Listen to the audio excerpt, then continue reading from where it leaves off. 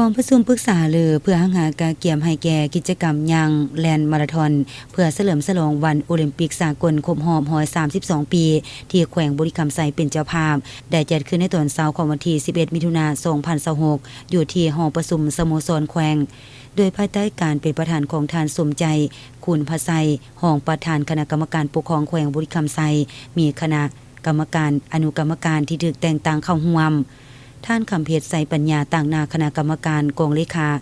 ผ่านแผนกิจกรรมย่างแลนเพื่อเฉลิมฉลองวันโอลิมปิกสากลครบรอบ132 ปีที่แขวงบุรีคำไซเป็นเจ้าภาพจะได้จัดขึ้นในตอนเช้ามืดในวันที่3 กรกฎาคม 2026อยู่เทศบาลเมืองปากสัน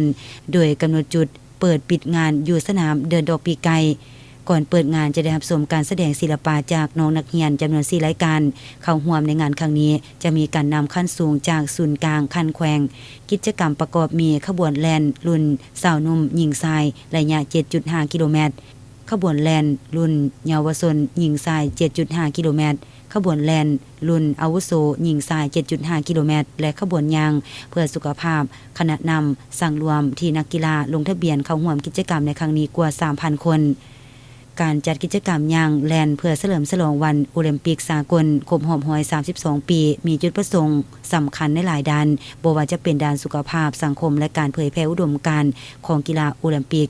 กิจกรรมย่างแลนนี้บ่แม่นเพียงแต่การออกกำลังกายทั่วไปแต่มันแม่นสัญลักษณ์แห่งความร่วมมือมิตรภาพวัฒนธรรมและสันติภาพที่เชื่อมโยงคนลาวทุกคนเข้ากับกระแสของโลกโดยมีกีฬาเป็นสื่อกลาง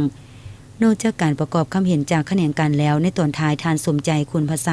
ยังได้เรียกร้องให้คณะกรรมการอนุกรรมการจงได้มีความรับผิดชอบสูงต่อเวียกงานตนเองรับผิดชอบเฮ็ดให้การเป็นเจ้าภาพกิจกรรมย่างแลนเพื่อเฉลิมฉลองวันโอลิมปิกสากลครบรอบ132 ปีที่แขวงบุรีคำไซเป็นเจ้าภาพในครั้งนี้มีผลสำเร็จตามแผนการที่วางไว้